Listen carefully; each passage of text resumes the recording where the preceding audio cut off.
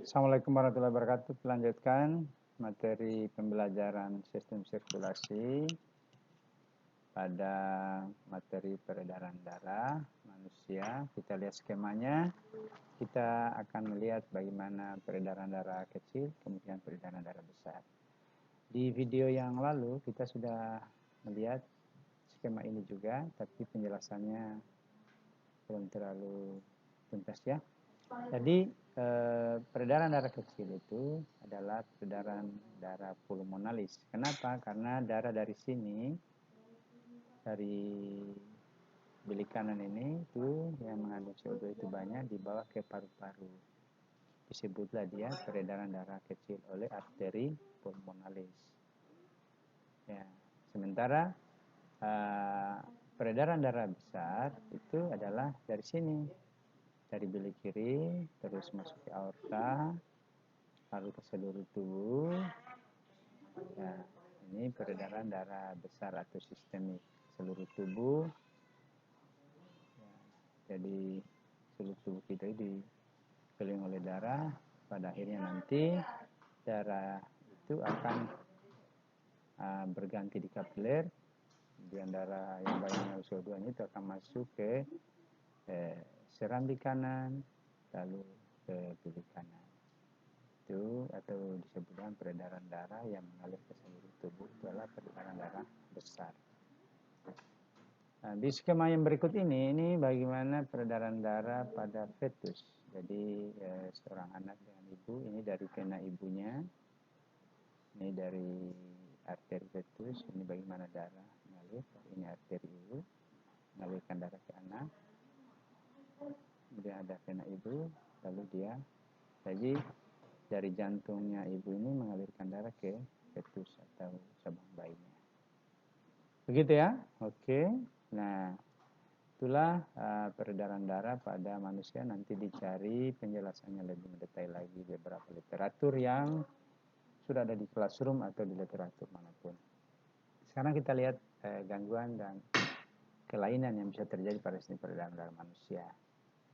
Ada anemia, kekurangan darah, varises, pelebaran pembuluh darah di betis, ada ambeien, arteriosklerosis atau pengerasan pembuluh nadi karena timbunan atau endapan kapur di dalam pembuluh darah ya. Pengerasan pembuluh nadi itu karena ada timbunan kapur. Kemudian ada atero. Jadi ada arterio dan ada atero.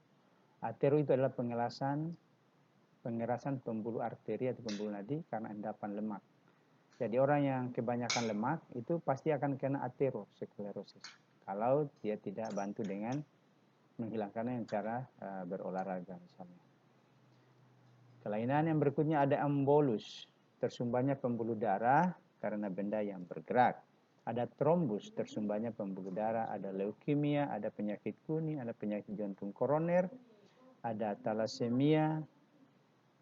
Itulah yang berhubungan dengan kelainan dan penyakit yang ada pada sistem peredaran darah manusia. Dan ini perlu kita jaga kesehatan tubuh kita, kesehatan peredaran darah kita, kesehatan pembuluh darah kita, kesehatan jantung kita perlu kita jaga. Ada istilah yang modern sekarang namanya ekokardiograf. Jadi kalau ada istilah begini berarti ada teknik yang digunakan untuk memindai jantung atau pembuluh darah. Merupakan suatu teknik untuk mengetahui struktur internal dan gerakan jantung serta pembuluh darah yang besar tanpa memasukkan alat ke dalam tubuh pasien dengan cara gelombang ultrasonik. Ya, menggunakan gelombang ultrasonik. Pemindahan dengan bahan radioaktif. Ya, selama ini kita pakai rongseng ya. Merupakan cara yang aman untuk mendeteksi penyakit jantung. Pasien disuntik dengan bahan radioaktif yang tidak berbahaya, diperiksa dengan detektor sinar gamma. Bukan sinar alfa, tapi sinar gamma. Teknologi yang modern sekarang ada namanya operasi bypass ya. Rupanya dia menggunakan angioplasti.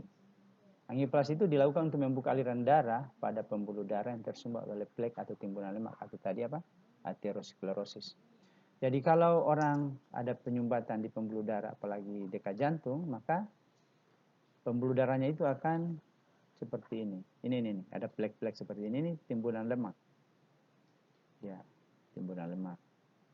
Jadi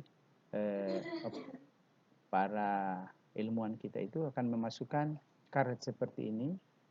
Menurut yang pernah saya dengar dan belum saya lihat, itu yang dilakukan di Baterramas ini bisa juga menolong dengan menggunakan cincin. Jadi ini model yang gambar ini melalui operasi bypass. Jadi disimpankan seperti ini, kateter balon, kemudian dia mengembang sehingga kalau dia mengembang balonnya, maka plek itu akan tertekan sehingga pembuluh darah ini akan luas sehingga darah mengalir dengan seperti biasa.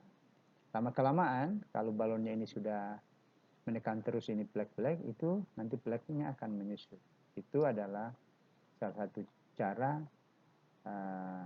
pertolongan kepada orang yang tersumbat dengan plek lemak pada pembuluh darahnya.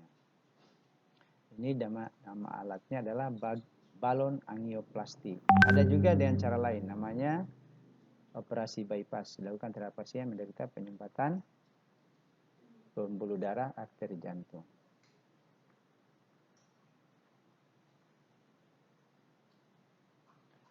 Sekarang kita akan masuk ke tugas.